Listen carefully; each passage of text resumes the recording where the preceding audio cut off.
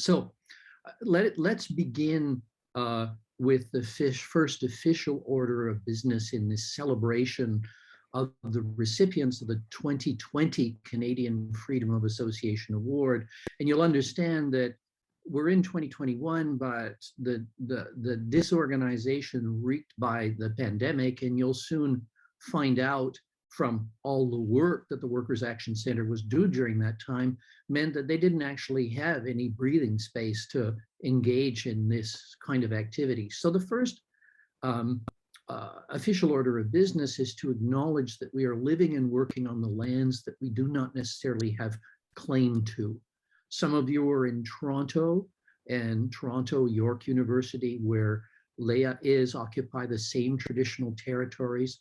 Montreal, where I and a number of others live, occupy yet other territories.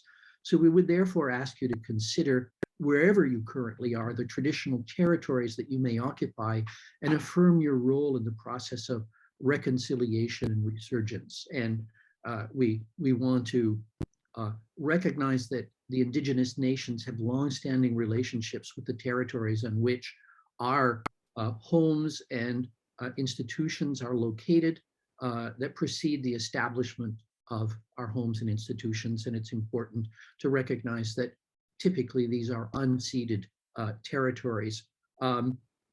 Because there are many different nations involved, I'll do that generically, but Leah very helpfully said that in this digital age, we also want to recognize the Muwekma Ohlone, who are the original inhabitants and current Indigenous peoples of the San Francisco Bay Area, the land where Zoom is headquartered in San Jose, California. So first order of business is to recognize our occupation and the spirit of reconciliation and resurgence that we want to encourage. The second order of business, and it's a very sad one for many of us, is that we've learned today of the death of Catherine Lippel, a professor of law at the University of Ottawa and a fantastic advocate of worker rights, worker health and safety. And many of you know her in her many different incarnations. Brilliant, generous, committed. There will be other occasions to mark this, but it would be wrong of us not to recognize this today, that we've had a great loss, and many of us are feeling it so directly. Now, how are we going to organize this? First, a kind of informal discussion with Deena, Veronica, and Nadira about the work of the Workers' Action Center, more generally, but especially during the COVID period. Then we'll move over to Jason Foster, the president of the Canadian Industrial Relations Association, and he'll tell us a bit about the award and about CIRA, and he'll then pass it over to Leah Vosco, who is the nominator or co-nominator of this award, and she'll introduce the many merits of the Workers' Action Center and its executive director, Deena Ladd. And then she has a whole choir of tributes coming from, we'll say, the fan club of the Workers' Action Center, and she'll introduce those people, but they're here, and none of them are likely to pale in comparison in their enthusiasm. And finally, I'll say a few words for the nominations committee, but we'll give the last word to Deena, who can acknowledge all of these tributes, and we really want to congratulate you for this. So that's the order of business within the next 55 minutes. So why don't we move over right away to this informal discussion with Deena Ladd, Nadira Begum, and Veronica Zaragora. And why don't each of you just tell us a bit about yourselves, how you became involved in the work of the Workers' Action Center. It's more a personal bio here before we begin actually talking about, I'll call it the WAC, or the Workers' Action Center. Hi, so thank you everyone for coming. It's so lovely to see you all. I'm seeing so many beautiful faces, and I wish we could be in person And yeah, I just wanted to personally say, so sad to hear about Catherine passing away. She was such an incredible advocate, and I was on several policy tables with her, and her knowledge of workers' compensation in particular was just like breathtaking, in terms of understanding sort of what workers faced around injuries. Anyways, her spirit lives on in our collective fight back, to make this world a better place on so many levels. Yeah, so I would say, so my connection with the Workers' Action Centre is really from the beginning, to be honest. I was back in the 90s. It always feels so weird to say that.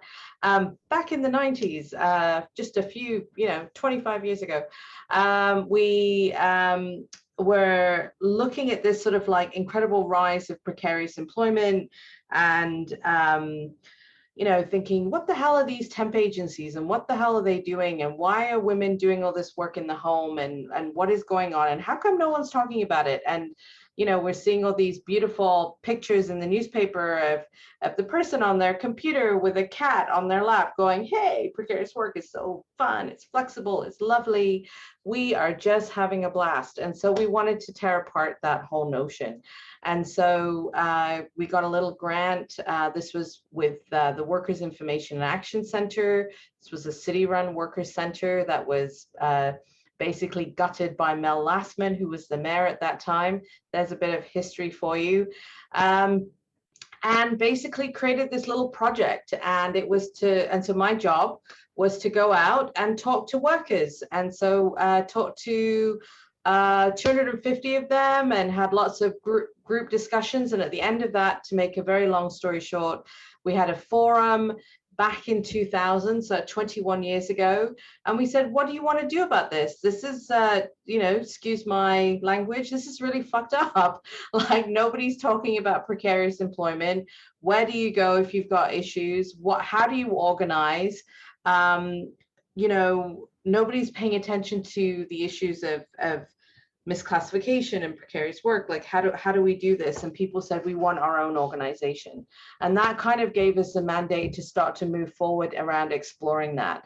So so WAC started in my home when we didn't have a lot of money, and we just started bit by bit by bit. And then fast forward, now we have a fantastic office at Spadina and Bloor, and we have 13 staff, which is incredible. Didn't think we'd ever get here. So yeah, so I've been there from the beginning. That's why I've got the white hair,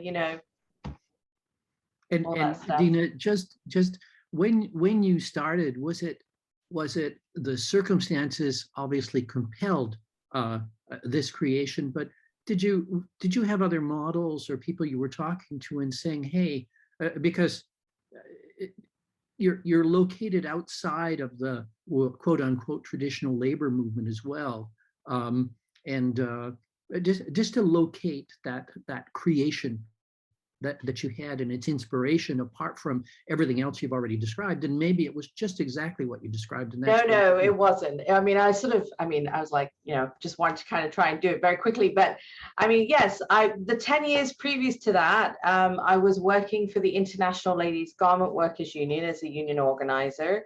Had worked there, but started to pay attention to worker centers. So I remember in 1995 at a Labor Notes conference in Detroit, being very, very taken with the Asian Immigrant Women Advocates, which is one of the oldest worker centers in the United States. It's located in Silicon Valley. And they were doing this incredible intergenerational work of not only working with women who were doing garment work, but working with their kids, and their kids were becoming organizers, and the women were becoming organizers and going out and doing that work of organizing in their own industry in a place where, let's face it, there are some sectors of work that unions have abandoned. And I, in the garment industry, knew that our own union was having massive debates about whether or not they should continue to also organize within the garment industry, especially in women's and children's wear, especially as it moved overseas to offshore production, and then through subcontracting shops and in the home. And so there was a huge debate at that moment about sort of how to do this organizing. And unfortunately, the international union that I was working with had a very sort of business model in mind. And so we parted ways, as I should say. And so it sort of led me to be a little bit more free to sort of explore how did we actually want to have integral relations and genuine relations with racialized and Black and immigrant workers in a way that wasn't from a business model perspective. How do we truly build power and truly share the leadership and the power at all levels of the organization? And I explored this through a paper I wrote for Sue Genge at the Canadian Labour Congress at the time called No Easy Recipe, looking at feminist models of organizing and praxis within the union movement. And so all of that led to this collective effort of a number of people trying to sort of think about how to do this organizing in a different way that could look at sectoral approaches, that could throw the kind of models out and actually just genuinely think outside the box.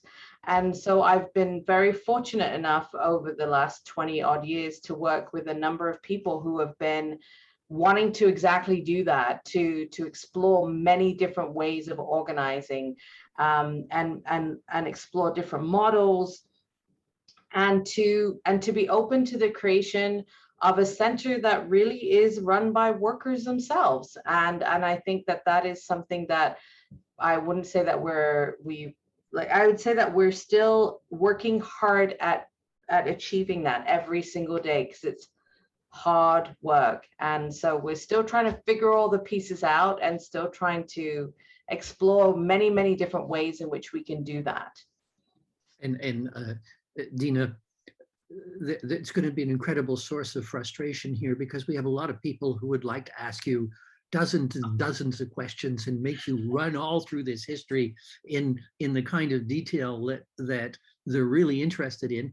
And we're going to frustrate them, except to say that thanks to Laurel Ritchie, a few years ago, we brought a Chinese delegation to the Workers' Action Center, and they spent the day there and they met a number of the organizers and people who were being organized or participating in the organization of workers. And at the end of their 2 weeks in Canada, we asked them what the highlight of their trip was. And they said it was the Workers' Action Center. So I'm sure that was also Bei-Shi, who was probably the highlight of any meeting that you're supposed to. I mean, we're so lucky to have incredible organizers that work with us, and also community people who do such hidden work on many different aspects of the work here, which we're truly blessed. But I would just say that, yes, there are many stories to be told over a bottle of whiskey and in person, and never to be recorded. So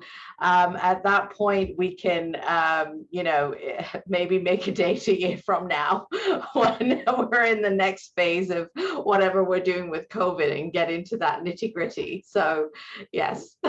One of your friends in Montreal said, don't record it and let Deena talk. And you know who she is. So some of those organizers are here. Yes. Who and one of them is Nadira Begum. So maybe Nadira, if you could just introduce yourself and say, first of all, before we get into the COVID period, say how you yourself became involved in the Workers' Center. And your microphone is spot on. It's ready to go. Thank you, Gregor. Hi, everyone. Good afternoon. So, yeah, I'm very happy to be here to share that how I connected and also some great work, what we are doing for the community. So how I involved myself, like when WEC started new campaign like Fight for 15 and Fairness campaign. that's how I connected with this great work. Before that, honestly speaking, I was working in non-profit sector, but I didn't know my worker rights. What is my rights at work? So when I saw like WEC is doing really great work to help like precarious worker, immigrant, right, newcomer. So I have experience like that kind of problems in the workplace, but I didn't know my rights. So then I'm thinking this is really great work, and my background is social work. So I was so inspired that I should do that. And also I want to help my community who are in the precarious condition and also they don't know their rights. So this is really great work. I involved myself as an organizer. But honestly speaking, when I joined that WEC, I had training to be an organizer, but I was like a blind, like how to do it in the community. But we did it. Like when I started from scratch, from the blank, now I can say that like we are organizing, like I mean, with my leadership, like I am organizing in like, I don't know, you have experience like Toronto, like downtown in 3 different community, including Scarborough, like GTA. We are doing our organizing work fantastically. And also we have like more than 65 women in our network who are also precarious work background. They didn't know about like how to do organize before, but now they are experts.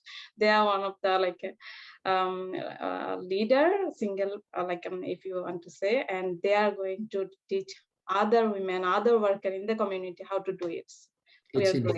It's infectious, right? Becoming an organizer. And I understand that from exchanging with you, Nadira, that you were on the hotline answering worker questions during the pandemic. So tell us a bit about the kind of questions that you were getting and how you were able to support these workers.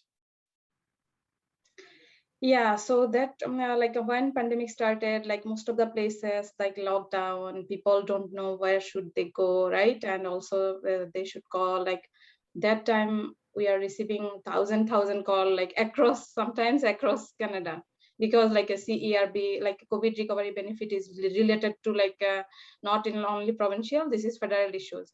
So we are receiving call personally myself, like British Columbia, Alberta, and other places across the country that are they eligible for CERB or CRCB, like different kind of eligible, different kind of benefit. And also they don't know who are eligible or who are not. They want to check.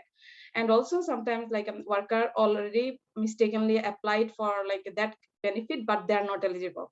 How they can pay back that money to see like a CRA? This is really critical things for them to do. And also like people like workers don't know how they protect themselves or how they can say no if it is unsafe condition, if employer is breaking like a law to maintain health and safety in COVID situation.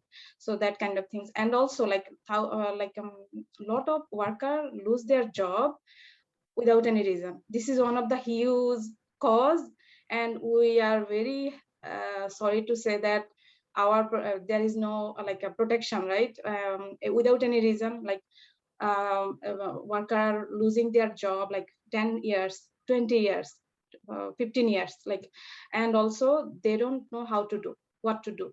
So they called us like and also people laid off, and also after that they are called to join the job. After a while they just like lose their job without any reason, and they didn't know. And also like sometimes employer is saying something verbally, but they are putting something else in ROE.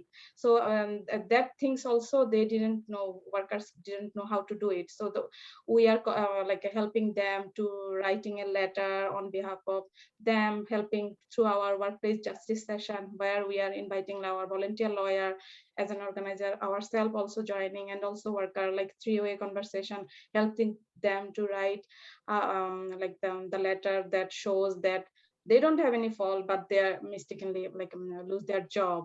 This is not their fault, this is their employer side, like that kind of things we did. And also like how to maintain health and safety, how to say no if the work is not like unsafe, and also like how they organize. Like sometimes we received call that they want to quit, but because of our education, the workers sometimes want to speak with us before they quit. So we are helping them to understand what is the strategy they can come together, so that they are not targeted only one person, like how they organize themselves as a group to talk to employer, so that they are safe side, right? And also if they are going to see something, how they can document themselves, like document properly, so that when they mistakenly, like if they lose their job, they have document everything, so that they can prove themselves to be eligible for EI or other things. So that kind of things. Would they most often be racialized women from Bengali, Somali communities? And can you say that they're being empowered through the political education that you can share with them?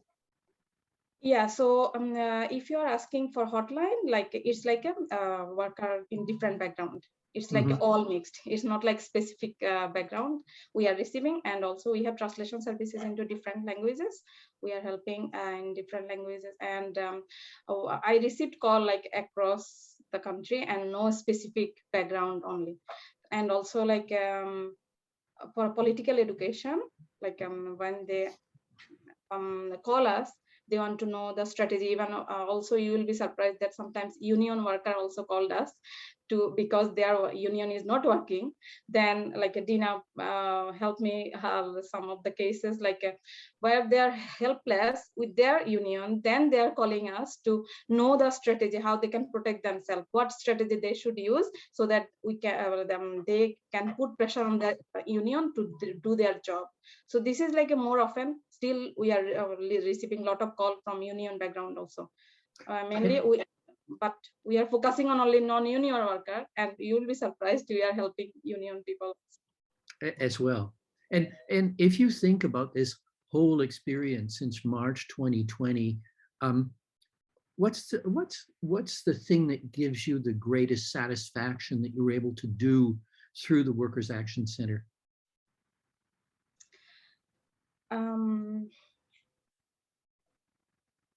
Nowadays we can see that, like because of our outreach, because of our webinar, because of our political education, like workers are more aware than before, and also they know that what things they should do if the worker is not, like the employee is not, sorry, the employer is not following the rule, and also they should call us. And also like we are trying our best, but the satisfaction is what we are trying to do. We just started our journey. It's not ended, it's just started, and we are in the right track to help workers, to help racialized people who are in precarious condition.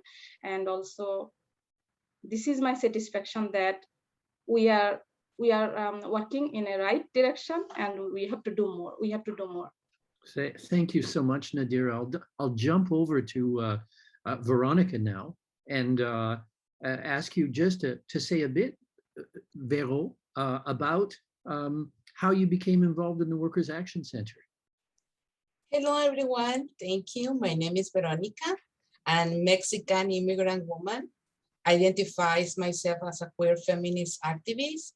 And I came to Canada in 2005 as a refugee. I had to fight for my legal status in this country for 5 years. So after that, I, like many migrants, they came here. I didn't speak English, so I had to find a work. And I has worked in several precarious jobs, including as a cleaner, factory worker, and construction, and living that different situations in the workplace as exploitations. They didn't pay me minimum wage. I live a lot of harassment. And I saw my co-workers in that places, they live in the same situation as me. I tried to looking for Workers Action Center to support and to know my rights. And this is why I came to this center, and I meet amazing people, help me to know, I educate myself to know my rights, and also develop my leadership to share that information with another people, especially with undocumented workers or Latinx community. And now I'm working as an organizer in Worker Action Center, closely with the Latinx community, undocumented workers, and workers with precarious jobs.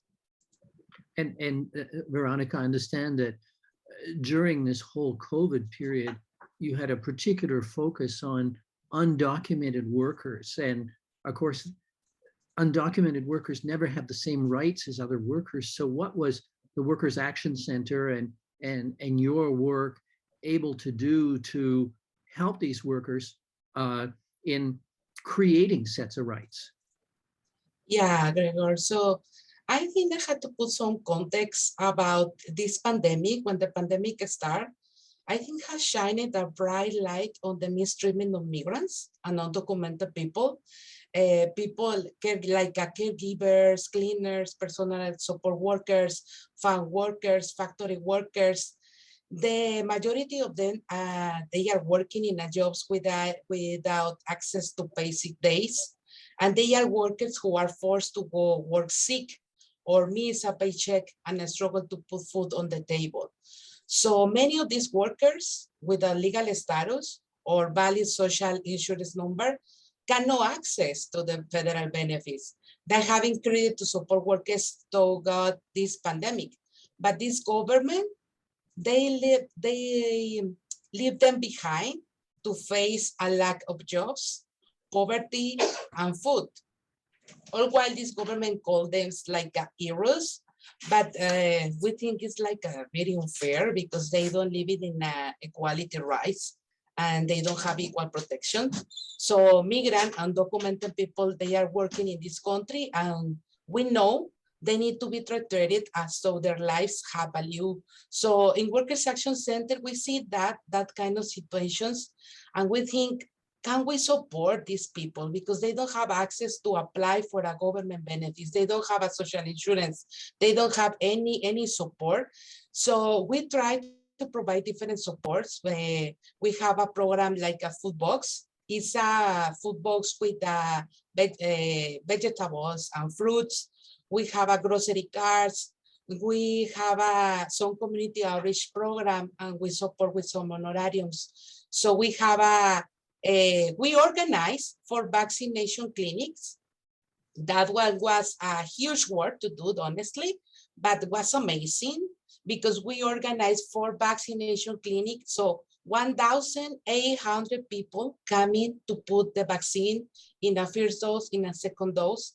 And what was amazing because these people don't have access in another place to feel safe because they don't have OHIP or they don't have a ID to get the vaccine. So we organize these vaccine clinics to support them in a safe place with a multiple translator. So, and they can feel good to have the information. If they have some questions about the vaccine, we have a doctors available to answer that questions because the first barrier, they don't have the language. So they don't have the language to make appointments. They don't have the English to make that question. So we try to organize that one. And I think the most important, we support each other to stand up and fighting for our rights and educate ourselves about it. I think that one is a huge important, make a difference too. Try to share with all these people information about their rights and have that political education and conversation about it. So yeah, working at Workers Action Center, we receive calls every day from workers who are scared to complain about harsh living conditions and they face harassment in the workplace, but don't speak up because they are undocumented and they feel scared. And these workers are already in precarious employment, taking care of their families and the communities and cannot afford to lose their jobs. So in Workers Action Center, we are trying to do our best to be there for them and encourage them to speak out because everyone we know deserves to be treated fairly. So migrants and undocumented people deserve to live with dignity and we know that. And we try to share with these people, we had to speak up about it. So yeah, and with migrant endeavors, we start a campaign for a Status for All campaign and we're trying to support in a different ways for people, undocumented people and migrant workers. Well, Veronica and Nadira, you're both such powerful advocates of workers' rights in the way that you've been organizing. And I jump back to Deena here, just to say, Deena, how do you jive between a whole discourse on freedom of association, traditional labor laws? We're jumping back to the 1990s as the ladies' garment industry was disappearing, as you spoke, to go into homes and offshore and elsewhere. So do the workers at the Workers' Action Center have effective recourse to a freedom of association, or is it, how do you make the link between this traditional framework you have and the day-to-day work that you're doing at the Workers' Action Center? Yeah, I mean, let me give you an example. So this morning, there was 9 of us that went to confront we did an employer delegation at a truck company this morning. This truck driving company has basically a sort of an assembly line of workers that are being misclassified under labor standards as independent, self-employed. So they're experiencing illegal deductions. And when I talk about illegal deductions, like for a car accident, like, you know, $2,000, $5,000 being deducted from their pay, no vacation pay, no public holiday pay, being forced to work more than 14 hours per day. So these 4 workers that we're working with are owed over $75,000 in unpaid wages. And so they did what was supposed to happen, right? Like they figured out what their rights were. 2 of them filed complaints at the Canada Labor Code. The government found in favor of them, issued orders to pay. The company has appealed it and is basically changing lawyers and delaying tactics. One of these workers is owed $37,000 in unpaid wages. One of them had $19,000 in illegal deductions taken from their paycheck, right? And this is just the tip of the iceberg. So first of all, unions aren't organizing truck drivers because they're independent contractors, they're self-employed, because the Ministry of Labor at either provincial or federal levels aren't doing enforcement of basic labor standards. So these workers are left to fend for themselves. So then they follow what's supposed to happen legally. They file complaints at the Provincial Labor Board. They file complaints at the Federal Labor Code. If they finally manage to file the complaints on time, because at the Federal Labor Board, you only have 6 months, we've at least fought at the provincial level that you have 2 years to file a complaint. So if English is not your first language, you have to find online the forms, you have to fill it out. Then finally, if you've managed to get through that process, then you get your order to pay. And then at the provincial level, they just send it to the Ministry of Finance. And then it's like, there's no enforcement. So people are doing what they're supposed to do, right? And they are completely at the mercy of this system that fails to enforce the legislation and fails to actually understand, and where there's no recourse. So in that situation, what are workers supposed to do when, first of all, the labor standards are not being enforced? Secondly, there's no one challenging those. And then even when they follow the administrative process, there is no enforcement, there's no ability to actually do anything. So what we've done, similar to the temp industry, temp agency sector, is we got to organize, right? We got to have workers taking on those employers, and those employers need to be, there needs to be action on many different fronts. Firstly, workers themselves come first. They need their wages. They're living in poverty. They're being threatened with deportation if they fight back. That has to get challenged in the face of these employers right away. Workers need to feel hopeful about the need to fight back. that you can challenge and you can win and you can fight for your rights. This is a basic tenet of freedom of association, right? Of forming a union, that you should be able to collectively organize. So what we're doing is we're working with those workers, we're bringing them together, we're creating a workers committee in Brampton, which is where a lot of the truck drivers live and work.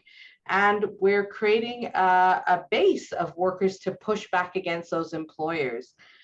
Then those employers need to be paid, need to face the consequences of their actions. And they need to know that if they violate the law, they will be held accountable, not by the government, because the government ain't doing nothing.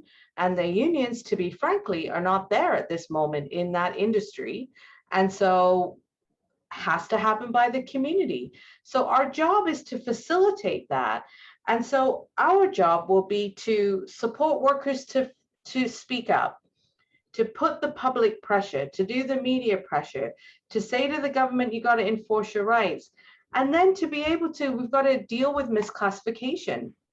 We have to fundamentally get rid of we have to ensure that our legislation actually allows workers to be workers. And we have a massive fight on our hands right now, federally and in Ontario provincially, where our governments are trying to set up substandard working conditions for so-called gig workers, app-based workers. If they succeed, then it's just a matter of time before it sweeps in cleaners, it sweeps in truck drivers, it sweeps in business services. This is basically another descent into hell for workers to not have their rights and not be, and then not being able to collectively organize, because then they won't even be seen as employees or as workers. They'll be seen as self-employed. So I guess my long-worded answer to your question is that we have to have a comprehensive strategy. We can't just assume unions can do it, because they're not, and they can't, because the legislation isn't allowing them. We can't just assume that the government is going to do it, because they're not supporting the needs of workers. That we know, what we have to do is we have to take a very different approach to our organizing. If we want to systemically challenge the kinds of practices that exist in the sectors that we're organizing with, they have to feel that power and that pressure from below. They have to realize that it's in their interest to follow the law and to pay the workers, because the consequences are going to be too high. And that's the message that we delivered today, this morning.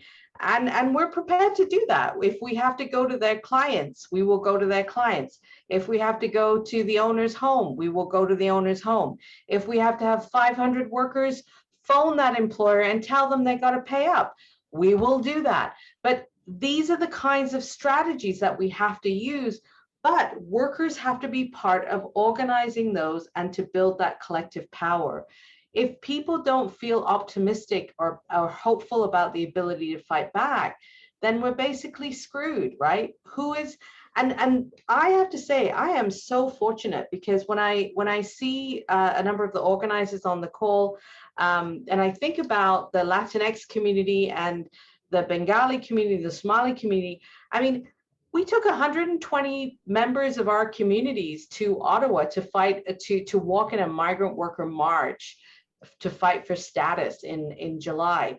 People are taking the risks. They've taken the risks through the pandemic because they've been working. They haven't been able to stay home. They're willing to take the risks. They're willing to be out on the streets.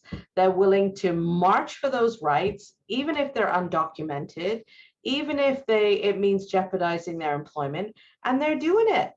And to me, that is so inspirational, because I think that if it's our responsibility to stand shoulder to shoulder with the workers who are on the front lines and who have been treated so badly before the pandemic 30 years ago and are being treated shit like now, right?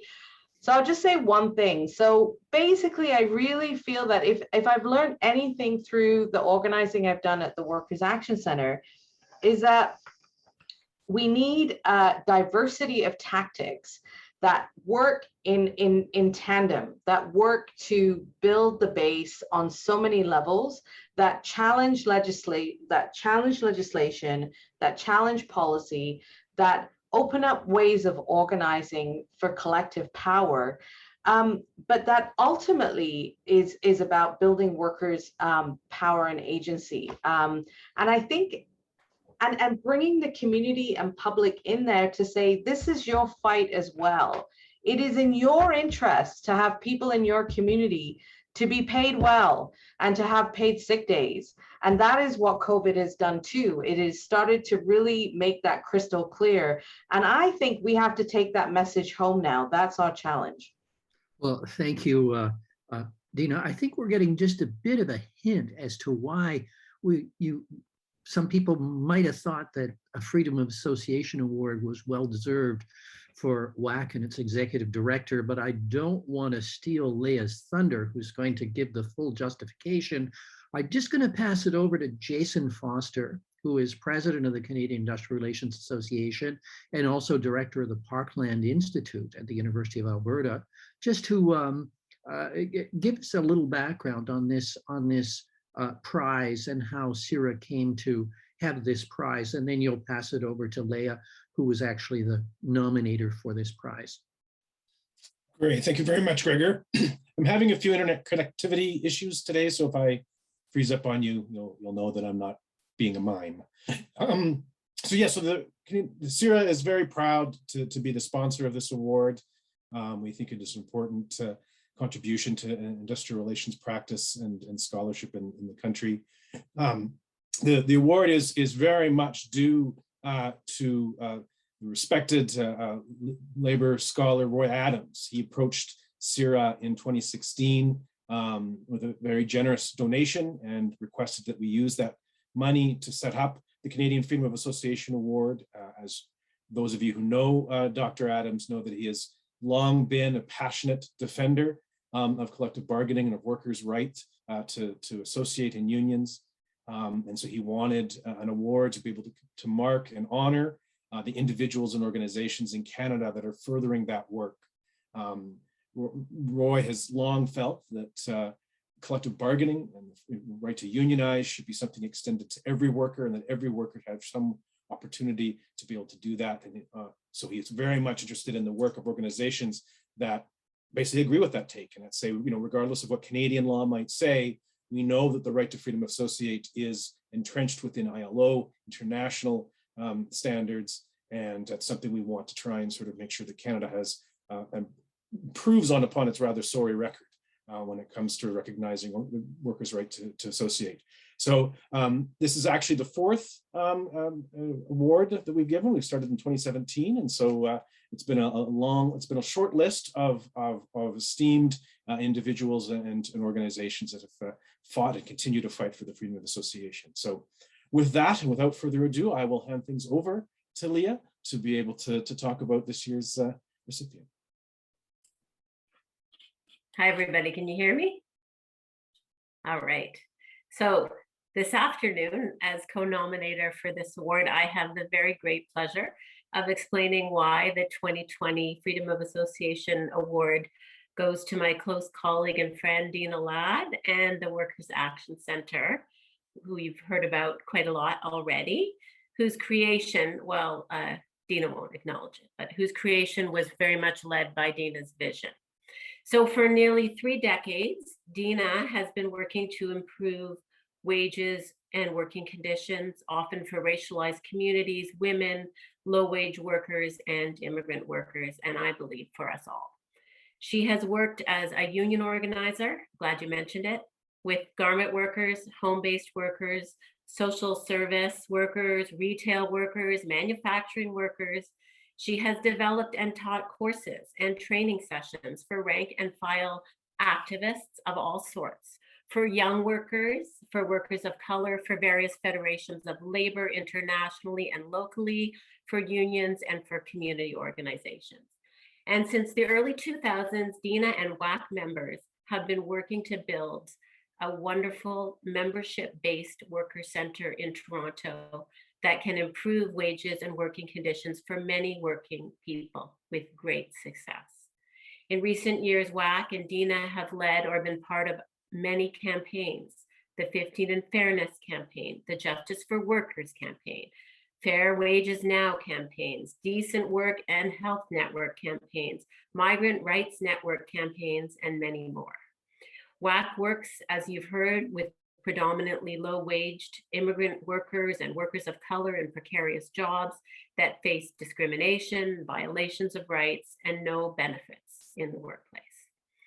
On a personal level, I've known Deena, I think, since 1994, when she began her career as an advocate for fair wages and working conditions for home workers in Toronto, and in Toronto's garment sector in particular, when I, as a freshly minted MA, who had studied the demise of Canada's garment sector and women's jobs in it under the Canada-US Free Trade Agreement and then the NAFTA, found my way into Toronto-based networks of which she was then a part. And Deena, of course, like she always is, was very welcoming, brought me through the Eaton Center as we told people about the experiences of home-based garment workers in the city. And since then, I've worked closely with Deena, and especially since 1999 as the WAC was being formed, when, as Deena mentioned, WEAC, the Workers' Information Action Center, lost its autonomy. And when we embarked on developing some research and action endeavors together, a Community University Research Alliance on precarious work, that was quite supported by a range of institutions, and with WAC very much taking a leadership role under Deena's oversight as the lead community organization in this activity and many others, alongside organizations like Parkdale Community Legal Services and a range of other groups. So our 5-year project initially documented the rise of precarious employment with an accent on Ontario and Quebec, and I too, here I am very saddened by the death of our friend and colleague, Catherine Lapel, who I actually told about this award in August in a correspondence. And her response was, well, 2 thumbs up for Deena, another one in her cap. So I send my best to all of us that are grieving this loss. Our project with Catherine and others looked at laws and policies and undertook a statistical profile and did ethnographic work. And in all these endeavors, Deena and the WAC played a vital leadership role.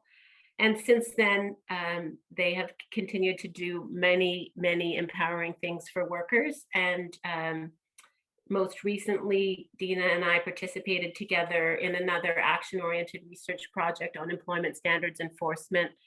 And we watched WAC through this Closing the Enforcement Gap project gain things like Deena mentioned, like a longer period of time for workers to file claims around employment standards, and where the evidence that Deena and WAC found on the ground was used to try to lobby and inform important policy decisions.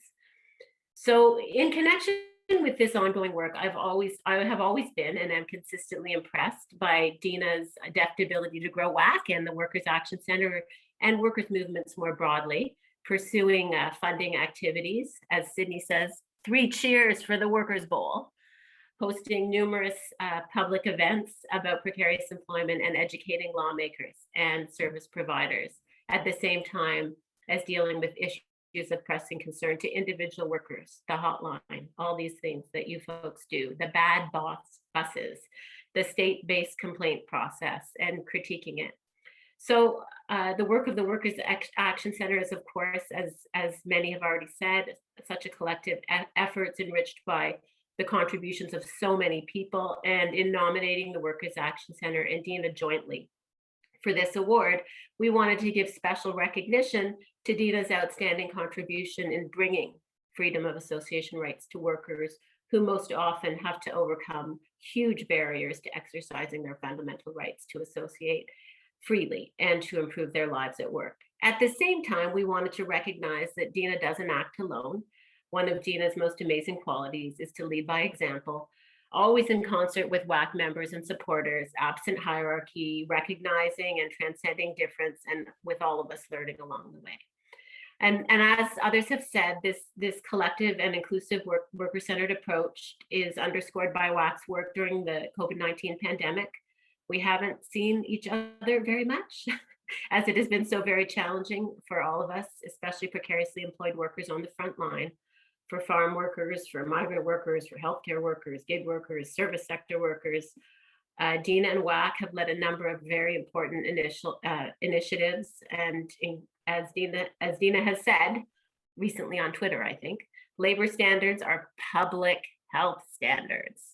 So I want to highlight a few of these that maybe haven't been mentioned: the distribution of fruits and vegetable boxes with food share, personal protective equipment, dinners for frontline workers, raising money for people that that folks have mentioned, Nadira in particular has mentioned, who are not eligible for these pandemic benefits, and the disproportionate percentage of whom are in precarious jobs. So I want to say that under Deena's leadership, also WAC has played a major role in extending the COVID benefits, government benefits, around and particularly intervening around the high number of hours qualifications for employment insurance, being very detrimental to people in precarious jobs, and of course the fight for paid sick days, which is ongoing, and which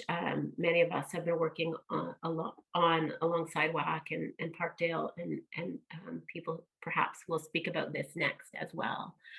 So I can't cover everything, but I want to say that that WAC and Deena on all these bases merit the Freedom of Association Award and much more.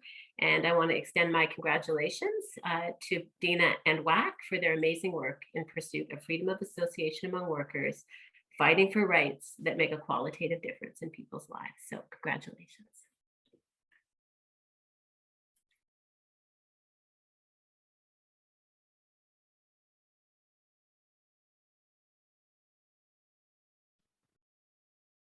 And I think with that, Leah, you're going to. Yeah, after that, I'm gonna introduce the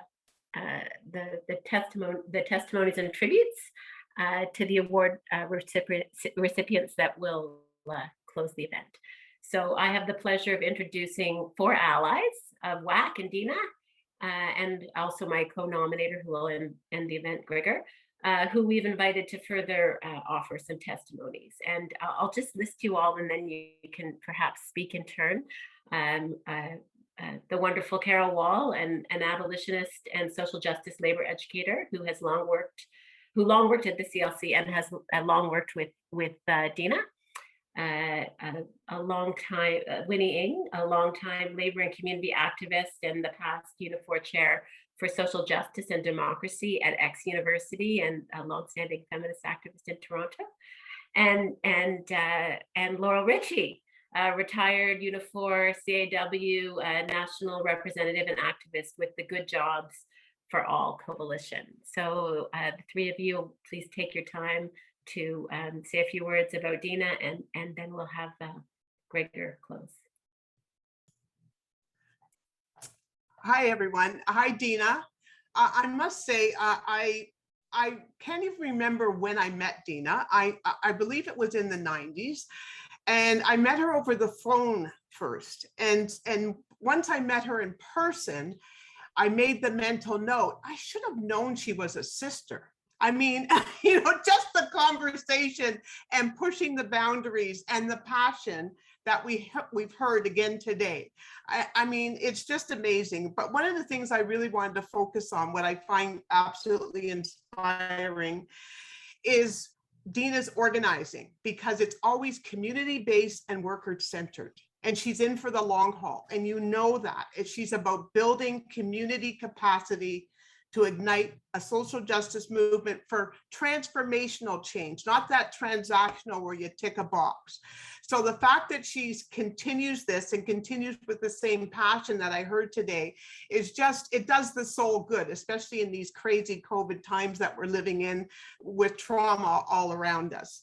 And the other thing that I must say that, and Deena doesn't know this, although she sort of blew it today, I thought, she taught me a way, because we facilitated a course together at the CLC Winter School, and of course pushed the boundaries there as well. And as you can imagine, we had upset a few unions about some of the stuff that we said and did, and that's okay.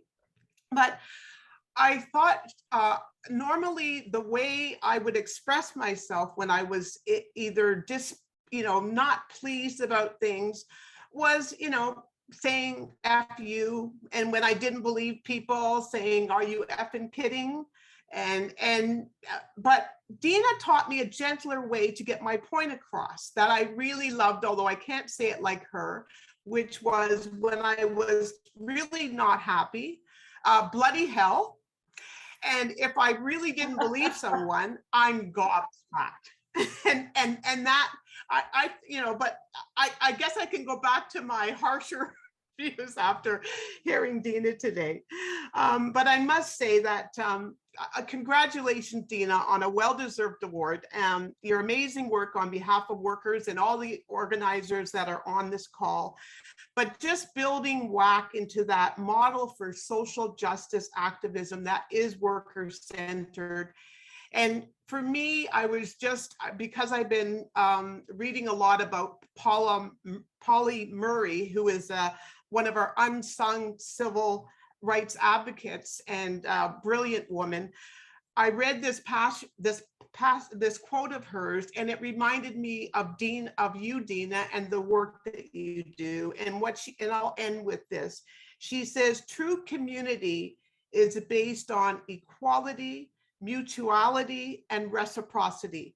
It affirms the richness of individual diversity, as well as the common human ties that bind us together.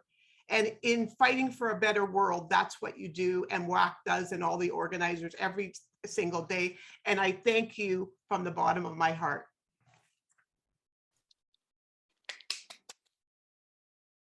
All right. Congratulations, Deena and the WAC team for receiving this prestigious Freedom of Association Award.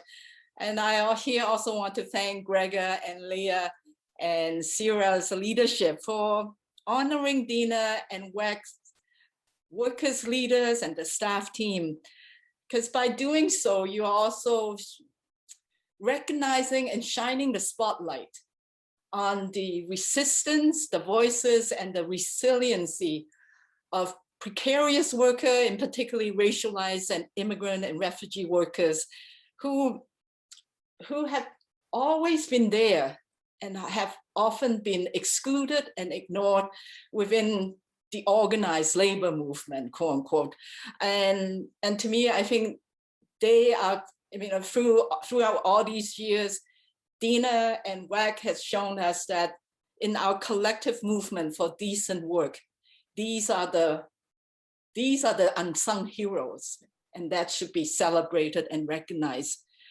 I guess on a personal note, it's Deena and I come out from from the same union, ILGWU, mine in the late 70s, and Deena is much, much younger. And I think I first worked with Deena more directly through the Stop the Harris coalitions right back in 1995. And I think what our favorite time to get together is either over breakfast at Future Bakery or over a glass of white wine and chips. And that's when we strategize and plot. But throughout all these years, in watching how WAC has grown and thrived, I've seen so many, I'm really humbled by sort of both inspired by Deena's and WAC's vision, but also very humbled by the leadership and how workers, how precarious racialized workers are nurtured, supported, and empowered to become worker leaders, to become staff, and to become their own best advocate. And to me, those are invaluable. And I so wish that our organized labor movement can embrace this organizing model in a deeper and much more profoundly important way. And I guess that in that sense, it's one of the key pieces as well, WEC has also shown us, is that, Deena and the WEC team have been the bridge builder. Bridge builder not only between organized and unorganized labor, with Deena's charm and advocacy in the presence of labor conversation and pushing on minimum wage increase and all the other significant campaigns, but also bridge builder in recognizing the multiple identities of racialized workers beyond just in the workplace.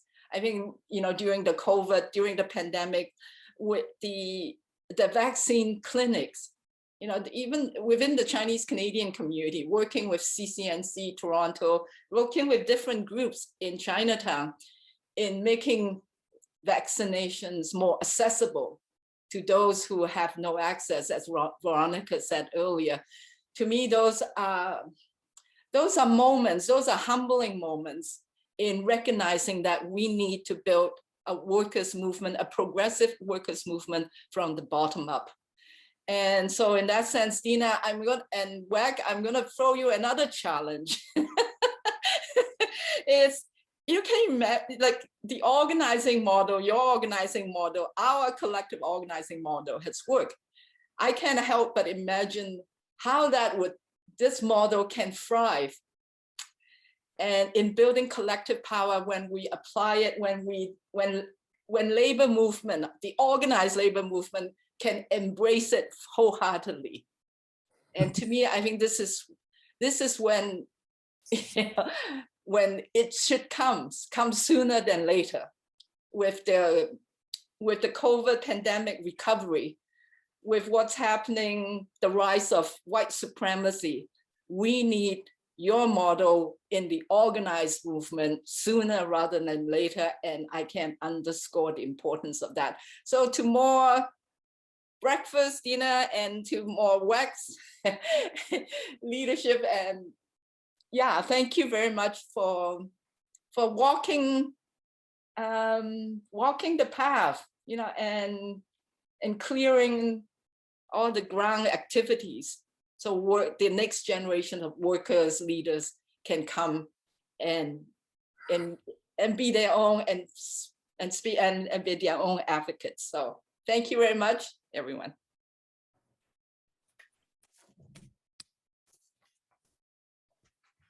Hi, so I'll go next, and Deena, this is such good news for you and for the center. And so actually, first, a shout out to the Canadian Industrial Relations Association and its nominations committee for this 2020 Freedom of Association Award. It's really rare. I think this is the same kind of point Winnie was making. It's rare that awards are announced in the name of both the organization and a key leader. And all of us, I think, know how essential both sides of that are, and that this is an acknowledgement of what real leadership is, and a more democratic approach, what it would look like. And we need to encourage it in more organizations. And the commitment to democracy is certainly one exemplified by the 2020 nominees. And so a shout out to them, of course, but that's only half of what's needed. I'm going to go back to Gregor's point at the outset.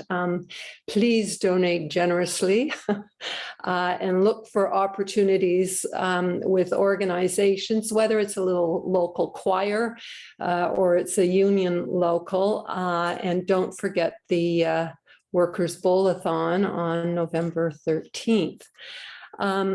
I want, people have said so much, and I just want to emphasize Workers' Action Center's ability to be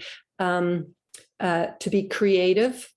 And as somebody who holds a fairly high up position in the Canadian Labour Congress said, confidentially, they envied the organization's ability to be nimble. Just to expand a bit on that and say that, you've always responded to the circumstances that you're presented with, often not of your choosing, and then to do what is necessary. As the old slogan says, act, don't agonize. And so that's been about changes in policy and in laws, really changing the public discourse through contacts in the media, whatever it takes, and really to change the lives of many people, including some of the people here with us today. And part of being creative is if a campaign needs a structure and that structure does not exist, then you create one. And that's how we ended up with 15 in Fairness, now Justice for Workers, and many others. Sometimes people ask me what I really think about the unions I've encountered over the decades, putting aside my allegiances to Canadian Auto Workers and Unifor. And wouldn't I agree that some other organizations have done some great work? It's not quite the answer that most people expect me to give, but what I usually say is that the Workers' Action Center is probably the most effective labor organization I know of. A union in all but name. It harkens back, I think, to how many unions had to operate almost 100 years ago.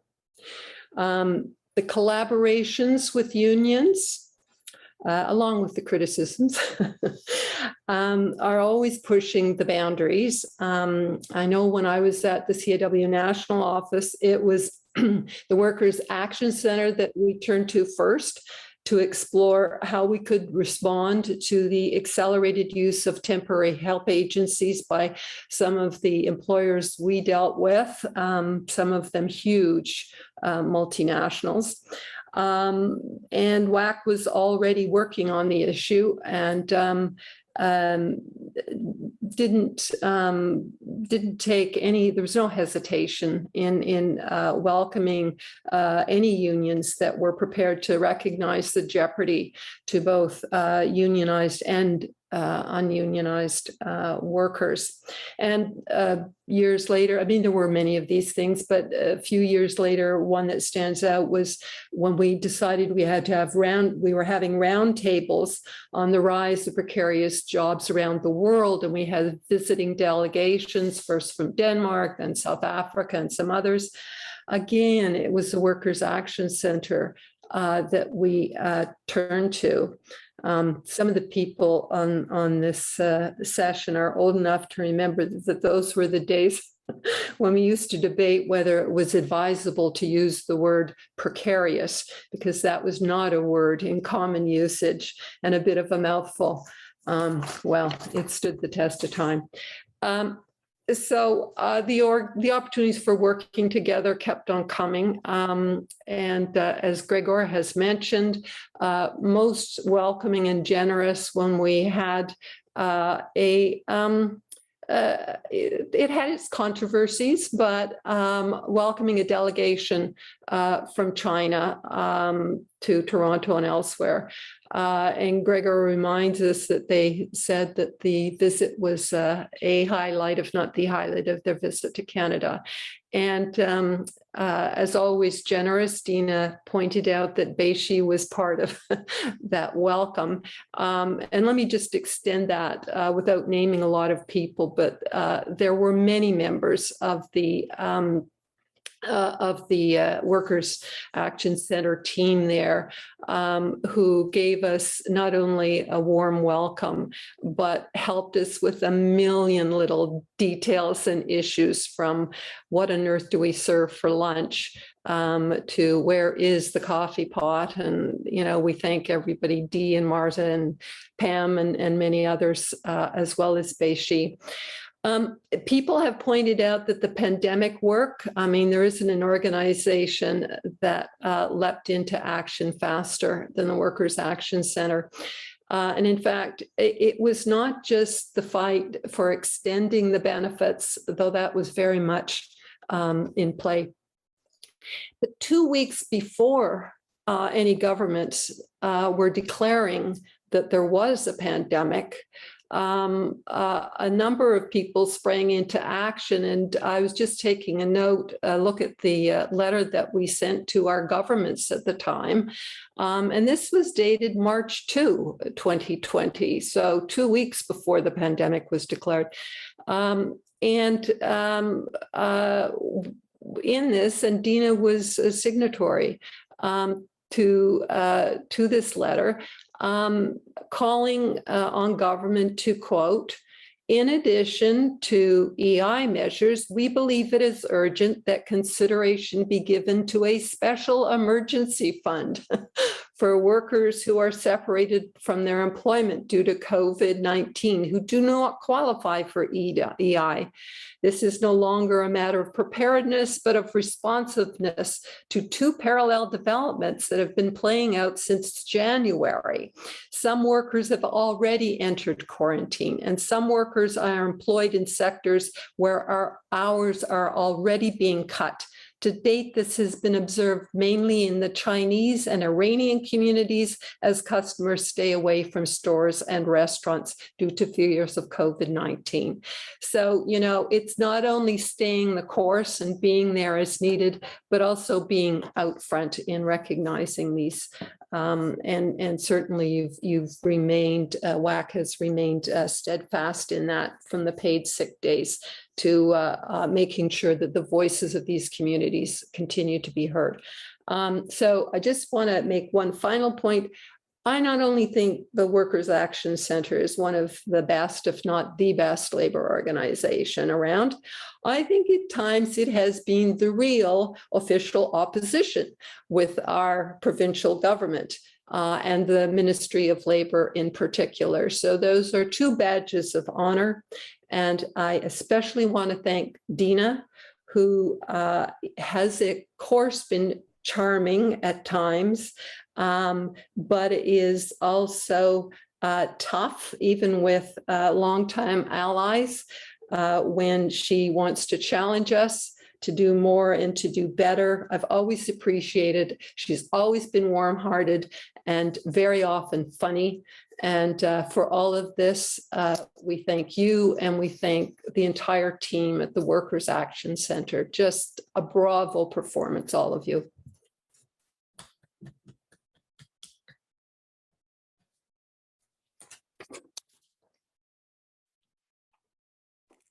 Okay. Is that me now? Yes, Andrea, absolutely. All right. And be most welcome. Please.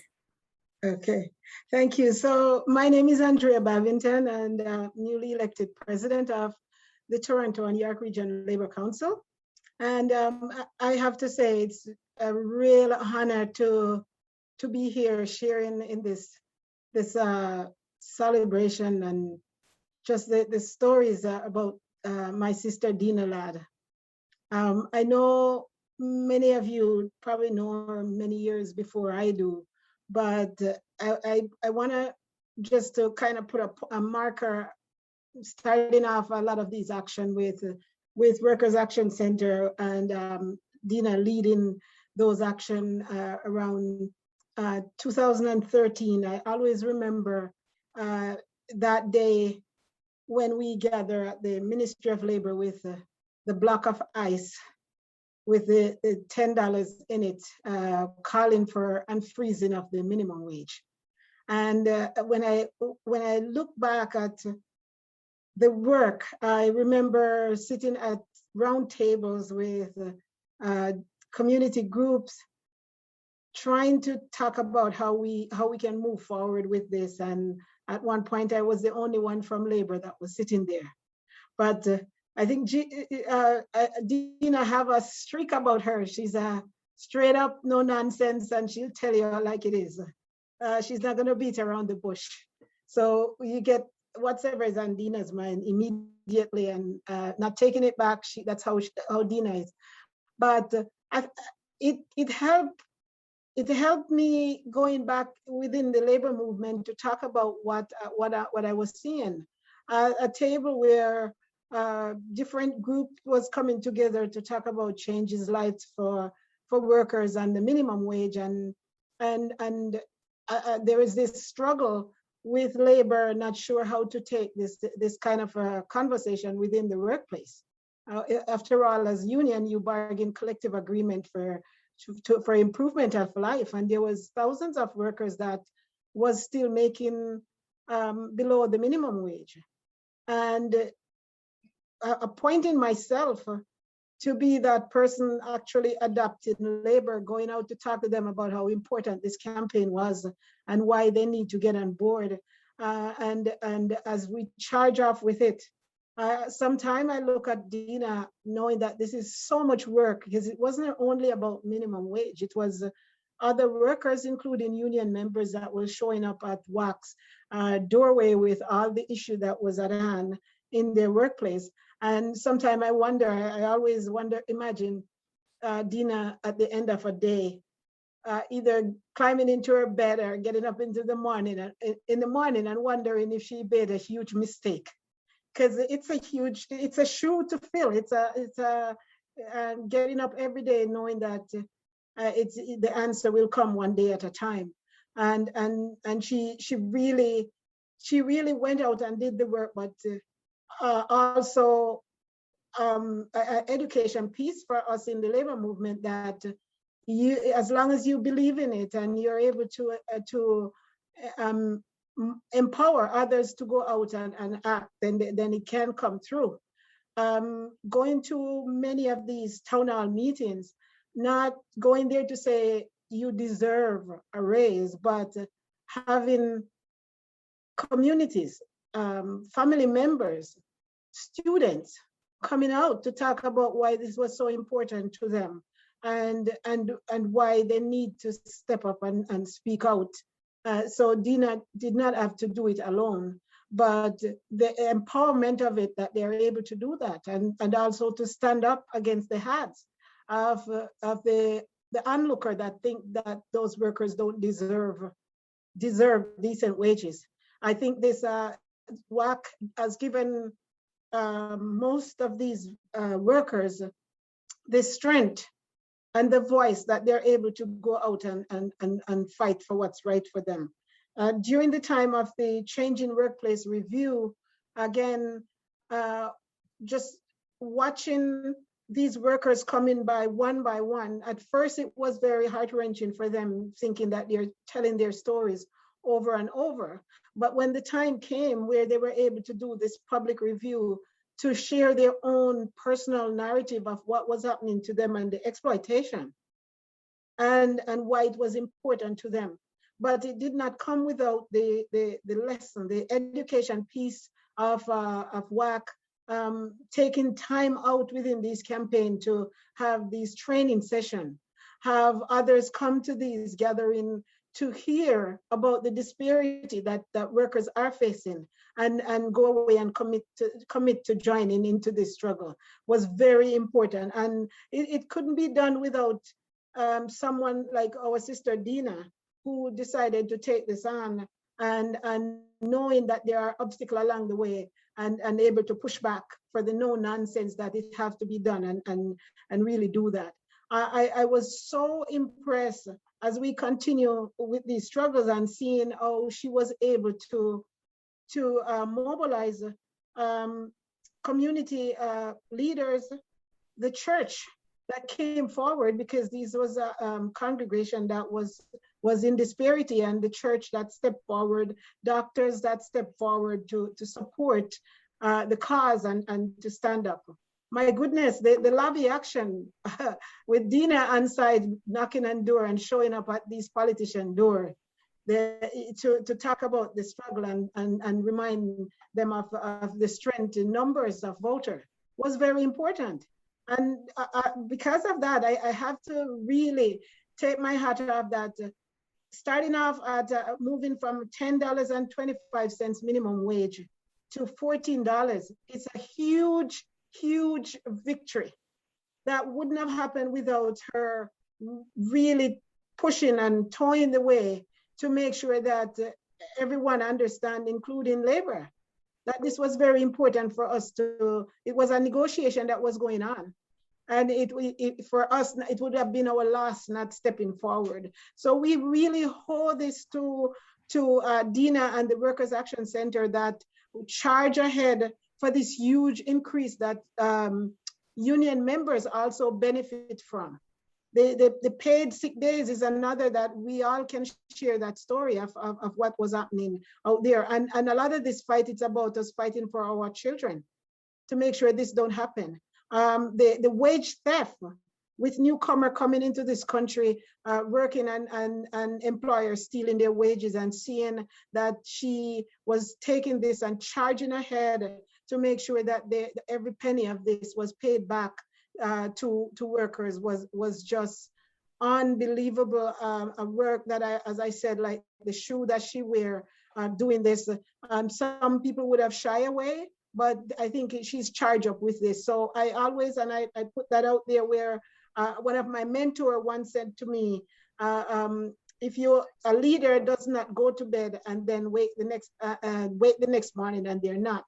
It's instilled and you're born with it, and just waiting to ignite. And I really believe that, because there is so much, as the 1% continue to charge and take ahead, the work is still there to be done. And with that, like, I just want to say to Deena that with all the work that she has done and the kind of solidarity support that's out there, that we are also there to move along with her, because I think she opened up a really big door that communities and labor realize that when their struggling is happening, there's a place that they can go to knock on door and to pull the chair and to sit to talk about the issue and figure out how we can resolve it. And that is at the Workers' Action Center. So again, like, I want to say congratulations to Deena, and for sure the work is going to continue, and knowing fully well that you're going to be there to keep this on. We could not be in a better place. Congratulations, Sister Deena. Thank you so much, Andrea, Laurel, Winnie, Carol, and of course, Leah as a prime mover. I'll call her the prime co-nominator. I'm going to be very brief here. I think we're going to run into a hard deadline, and we want to give Deena the last words, but it's incumbent on me as I guess a kind of informal chair of the nominations committee, first to thank the other members of the nominations committee, who are Gilles Trudeau, who's here in the call, and Rafael Gomez at the University of Toronto. We also want to thank the CIRA executive and its president and past president and the executive members for their support, as well as all the other members. We also especially want to thank Jonathan Michaud and Audrey Fortier for some of their background support, and Jonathan doing this meeting in particular. And I want to re-highlight the need and the imperative to follow up on both the chat from Jonna Westar, but also in the original email message, your ability to support the Workers' Action Center in two different ways. So with that, and with thanks to everyone who has participated in this, and especially to Veronica and to Nadira, over to you, Deena, for some final words. Wow. Well, I have to say, I'm sort of quite blown away. I'll just say, first of all, to Andrea, Laurel, Winnie, Carol, and Leah, I think that, you've all been incredible mentors to me, and wonderful people that I look up to and get inspired, and who also, tell me what's up, and, when shit needs to get done, and ready to scheme, drink wine, eat chips, fries, and do whatever is needed. So, my work, and I'm here because of all of you. So, So just want to say thank you for the beautiful words. This is all very embarrassing, but I think so. The main thing is that the Workers' Action Center and the work of our movement, it really is about building a strong movement. And I think if we learnt anything, when the legislation that we won in 2018 was stripped away by the, you know, asshole who's in power right now at the provincial level in this province, that our movement has to be so strong, and our movement has to kick some serious ass, that they do not think that we will fight for this legislation, fight for the collective rights of our communities to organize and have him stripped away. We're not going to let that happen again. It happened, and we're not prepared to do that again. I think that I am incredibly excited by the moment that we're in right now, in terms of the desire of workers to fight back, to say that you are not going to put us through this pandemic again with the kinds of horrendous working conditions and wages and brutal standards that we have been put through.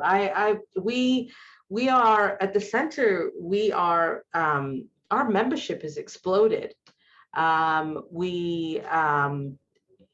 It is growing quite rapidly, which of course completely terrifies us, because we know what that means, because it's not about numbers, right? But it's about making sure that your membership has the ability to participate and take power in the decisions that you make, and to get involved in the organization from the top to the bottom. But I have to say, the work of our organizers, the work of you know, our allies, the work of all the people who play this invisible role on our boards of directors, and who you know, fight alongside us every single day and in every sphere. I am incredibly excited about the potential. I think that we have the ability right now to move forward from this collective experience that many of us all been through. We may not have worked on the front lines. We may not have been cleaners, or, you know, served groceries or worked in the logistic warehouses, but we have received those products. We have gone shopping. We have benefited from the cleaning. And so I think that collective consciousness through the pandemic, with that collective of sort of paying attention to anti-Black racism, to paying attention to what's been happening with Indigenous rights struggles, and with the brutal mass graves that are being laid bare for us all to see, with the Islamophobia that is happening, and with the brutal deaths of migrant workers. I feel that we are at this moment where there is so much of an appetite to organize and to challenge the kinds of conditions that we are in right now. And to me, that is about everything that this award is all about, right? It's about the ability to inspire, to provide hope, to feel that you can make a difference through your collective association, through your organizing. It's about pushing the boundaries of what is imposed on us by the state and by employers, about that you should be grateful that you have a job, that you should be grateful for the mere pittance that you're given in your wages, and that you have the ability to fight back and to push for more.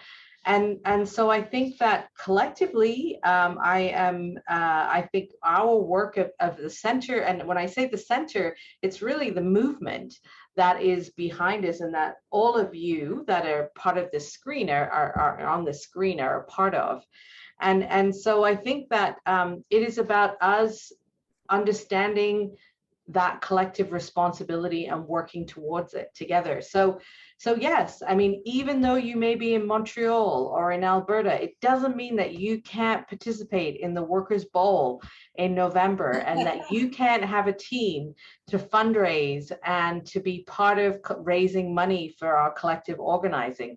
It means that if you're in Toronto and you're not a worker, but you're an activist or an academic, it doesn't mean that you can't be part of the Justice for Workers campaign and that you can't be part of, you know, the policy work and the research work that is needed to make the case every day that you know, workers need improvements to wages and working conditions.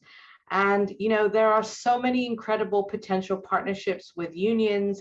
And I am so thrilled, Andrea, that you are the president of the Labor Council. It gives me such joy to see your leadership come into the council. And I can't wait to see what trouble we can get into together as we work together to bring unions and community together, whether they like it or not.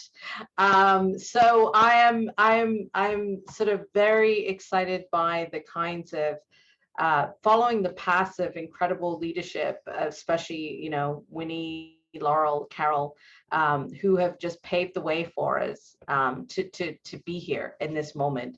So I look forward to raising and stirring lots of shit up with all of you, because we have a lot of work to do.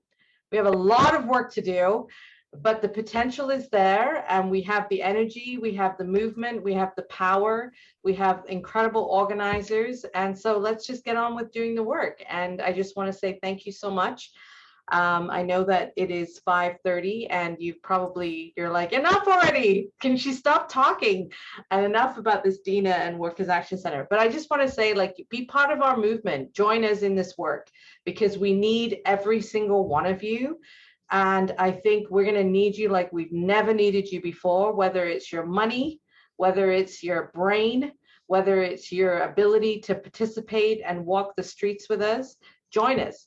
Because we are doing this, and we need you to be part of it. And so, you know, I look forward to working with all of you in the future, and hopefully having that bottle of whiskey together in person, right, Gregor, at some point. So thank you very much. Such an honor, and beautiful words from everyone. Thank you. Absolutely. Congratulations.